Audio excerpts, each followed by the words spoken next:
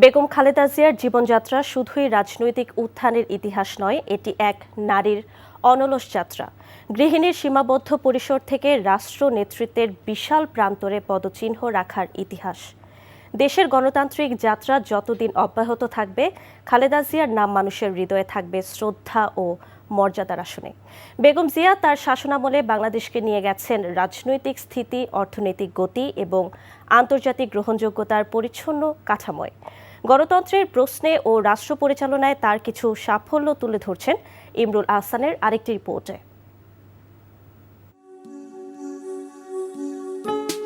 বেগম খালেদা জিয়া নিছক কোনো রাজনৈতিক চরিত্র নন, এক আগুনঝরা ইতিহাসের কেন্দ্রবিন্দু, যার পদচারণায় বদলে গিয়েছিল বাংলাদেশের রাজনীতি, যার চোখের দৃঢ়তায় তারুণ্য খুঁজে পেয়েছিল অহংকার, মাথা উঁচু করে দাঁড়ানোর শিক্ষা, যার জন্য দেশের মানুষ পরিচিত হয় আপসহীন নামে এক নতুন রাজনৈতিক শব্দের সাথে। স্বামীর মৃত্যুর পর শহীদ জিয়ার অসমাপ্ত কাজের হাল ধরেন বেগম জিয়া। ১৯ দফা বাস্তবায়ন ও শহীদ জিয়ার জনপ্রিয়তার চূড়ান্ত রূপ দিতে সক্ষম হন তিনি। এখন আমাদের সবচেয়ে বেশি প্রয়োজন কি? আমাদের দেশের মানুষ বেশি। এই মানুষকে যদি আমাদের খাওয়াতে হয়, তাহলে আমাদের আরো অধিক পরিমাণে উৎপাদন করতে হবে। আমাদের কোনো জায়গা জমি ফেলে রাখা যাবে না অনাবাদি। অল্প বয়সে স্বামীকে হারিয়ে বাকি জীবন দেশ ও মানুষের সেবায় কাটিয়েছেন বেগম খালেদা জিয়া। ৯০-এর গণ অভ্যুত্থানে স্বৈরাচার এরশাদের পতনে গণতন্ত্রের নতুন দ্বার উন্মোচন হয় দেশে। যাত্রার ইতিবাচক ছোঁয়া পড়ে সব সেক্টরে।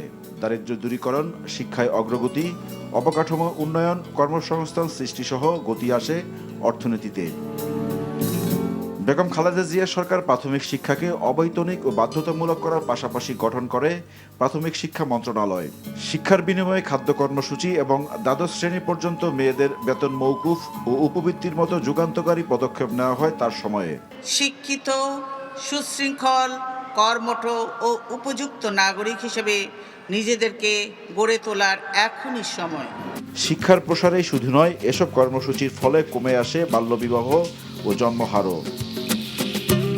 বাংলাদেশে নারীর নেতৃত্বের শুরু হয় বেগম খালেদা জিয়ার হাত ধরে। নারীর ক্ষমতায়ন ও নারীর অধিকার প্রতিষ্ঠায়ও বেগম খালেদা জিয়ার রয়েছে গুরুত্বপূর্ণ ভূমিকা। ব্যবসা ও আত্মকর্মসংস্থানমূলক কাজের জন্য নারীদের জন্য সহজ শর্তে ও কম সুদে ঋণ প্রদান এবং চাকরিতে নারীদের নিয়োগ ও পদোন্নতিতে অগ্রাধিকার দেওয়ার নীতি নেন তিনি। যুদ্ধাহত ও দুস্থ মুক্তিযোদ্ধা, দরিদ্র ও নিঃস্ব নারী, পুরুষ, শিশু এবং অসহায় প্রবীণ নাগরিকদের জন্য পর্যায়ক্রমে একটি কার্যকর সামাজিক নিরাপত্তা বেষ্টনী গড়ে তোলার কাজ শুরু হয় বেগম জিয়ার আমলে। প্রধানমন্ত্রী হিসেবে দায়িত্ব নেওয়ার ৩৯ দিনের মাথায় ১৯৯১ সালের ২০শে মার্চ শতাব্দীর ভয়াবহ ঘূর্ণিঝড় ও জলোচ্ছ্বাস আঘাত হানে উপকূলীয় এলাকায়। ত্রাণ ও পুনর্বাসন সামগ্রীর অভাব থাকলেও সেই দুর্যোগ দক্ষতার সাথে মোকাবেলা করে বেগম খালেদা জিয়ার সরকার। প্রধানমন্ত্রী বেগম খালেদা জিয়ার ব্যক্তিত্ব ছিল প্রখর। স্বল্পভাষী হলেও সিদ্ধান্ত নেওয়ার ক্ষেত্রে তিনি ছিলেন দৃঢ়। অভিজ্ঞতা না থাকলেও প্রথম মেয়াদে নেওয়া কিছু সিদ্ধান্ত যুগান্তকারী হিসেবে রয়ে গেছে। খালেদা জিয়া সরকারের প্রথম মেয়াদে মুক্তবাজার অর্থনীতিতে যাত্রা শুরু বাংলাদেশের। বেসরকারীকরণ প্রক্রিয়া জোরদার ও ব্যাপক সংস্কার কার্যক্রমের ফলে উপযুক্ত পরিবেশ তৈরি হয় বেসরকারি খাত বিকাশের, বৃদ্ধি পায় বিনিয়োগ। ক্ষুদ্র মাঝারি শিল্প এবং গার্মেন্টস শিল্পের প্রসারে সৃষ্টি হয় ব্যাপক কর্মসংস্থান। ফিরে আসে অর্থনৈতিক স্থিতিশীলতা, সচল হয় প্রবৃদ্ধির ধারা। রাজস্ব সংগ্রহ বাড়াতে ভ্যাট তথা মূল্য সংযোজন করের প্রবর্তন করে বেগম খালেদা জিয়া সরকার।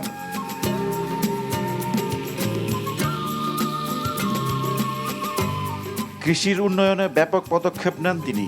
খাল খনন কর্মসূচি পুনরায় চালু এবং কৃষিতে গবেষণা ও ব্যাপক ভিত্তিক প্রযুক্তির ব্যবহার শুরু হয় তার আমলে। বেগম জিয়া সরকারের নেওয়া নীতির কারণে নীরব বিপ্লব হয় গ্রামীণ অর্থনীতিতে। পরিবর্তন আসে আর্থসামাজিক কাঠামোর। পরিবেশ সংরক্ষণেও খালেদা জিয়া সরকার বেশ কিছু পদক্ষেপ নেয়। পলিথিন ব্যাগের ব্যবহার ও টু স্ট্রোক বেবি ট্যাক্সি নিষিদ্ধ করা হয় তার আমলে।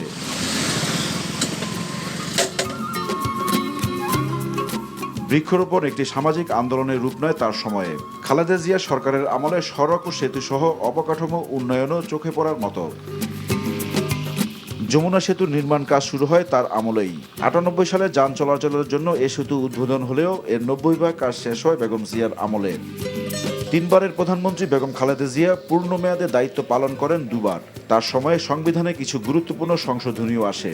1991 সালের দ্বাদশ সংশোধনীর মাধ্যমে রাষ্ট্রপতি শাসন থেকে সংসদীয় সরকার ব্যবস্থায় ফিরে বাংলাদেশ।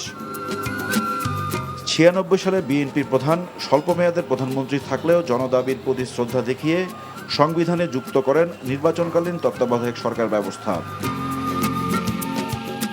মুক্তিযুদ্ধের স্মৃতি সংরক্ষণ এবং মুক্তিযোদ্ধাদের জন্য তহবিল পরিচালনা করার জন্য 2001 সালে মুক্তিযুদ্ধ বিষয়ক মন্ত্রণালয় গঠন করেন বেগম খালেদা জিয়া। দেশের অর্থনৈতিক উন্নয়নে প্রবাসী শ্রমিকদের অবদানের স্বীকৃতি হিসেবে তার আমলেই গঠন করা হয় প্রবাসী কল্যাণ মন্ত্রণালয়। দুর্নীতি দমন ব্যুরোর পরিবর্তে স্বাধীন দুর্নীতি দমন কমিশনও গঠন করেন বেগম খালেদা জিয়া। সিদ্দিকুল ইসলাম ওরফে বাংলা ভাই এবং শায়েক আব্দুর রহমানকে গ্রেফতার করে বাংলাদেশে জঙ্গিবাদের উত্থানকে সফলভাবে মোকাবেলা করে বেগম খালেদা জিয়ার সরকার। 90-এর দশকে রোহিঙ্গা শরণার্থীদের এক দফা ঢল নেমেছিল বাংলাদেশে। সে সময় তাদের দেশে ফেরাতে মিয়ানমার সরকারের সাথে চুক্তি করতে সক্ষম হয় খালেদা জিয়ার সরকার। মুসলিম বিশ্বের পাশাপাশি বৃহৎ শক্তিগুলোর সাথে সম্পর্ক উন্নয়ন হয় বেগম জিয়ার শাসনামলে। ন্যায্যতার ভিত্তিতে ভালো সম্পর্ক বজায় থাকে প্রতিবেশীদের সাথে। ভারতের সাথে নতজানুতায় সায় দেননি তিনি। তার আমলে হয়নি অসম কোনো চুক্তি। কেউ যদি আমাদের বন্ধুর বেশে প্রভু হতে চায়, সেটা আমরা কখনো মেনে নেব না, মানতে দিব না। কারো প্রভুত্ব বাংলাদেশের জনগণ স্বীকার করবে না। সার্ককে গতিশীল করতেও ভূমিকা রাখেন তিনি। পূর্বমুখী নতুন পররাষ্ট্র নীতি নেওয়া হয় বেগম জিয়ার সরকারের তৃতীয় মেয়াদে। এর ফলে দক্ষিণ পূর্ব এশিয়া ও পূর্ব এশিয়ার দেশগুলোর সাথে সম্পর্ক বাড়ে বাংলাদেশের। ওআইসি, জাতিসংঘ সহ বিভিন্ন বৈশ্বিক ফোরামে বরাবরই শান্তির উপর জোর দিয়েছেন বেগম খালেদা জিয়া।